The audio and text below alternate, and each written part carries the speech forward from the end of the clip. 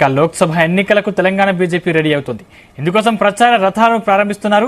Party అధ్యక్షుడు కిషన్ రెడ్డి భాగ్యలక్ష్మి అమ్మవారి ఆలయం దగ్గర వాహనాలకు ప్రత్యేక పూజలు నిర్వహిస్తున్నారు. ఈ కార్యక్రమంలో కేంద్ర మంత్రి కిషన్ రెడ్డితో పాటు పలువురు పార్టీ నేతలు పాల్గొంటున్నారు.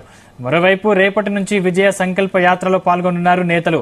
100 లోక్సభ స్థానాలు, 35% ఓటు బ్యాంకు సాధించాలని ఆ పార్టీ నాయకత్వం లక్ష్యంగా పెట్టుకుంది. అందుకు అనుగుణంగా రేపటి నుంచి క్షేత్రస్థాయిలో విస్తృత ప్రచారం చేపట్టబోతోంది. బీజేపీ మూడోసారి అధికారంలోకి ఎందుకు రావాలో వివరిస్తూ రాష్ట్రానికి సంబంధించి గత 10 ఏళ్లలో కేంద్రం అందించిన సహకారాన్ని ప్రజలకు తెలియజేయనుంది.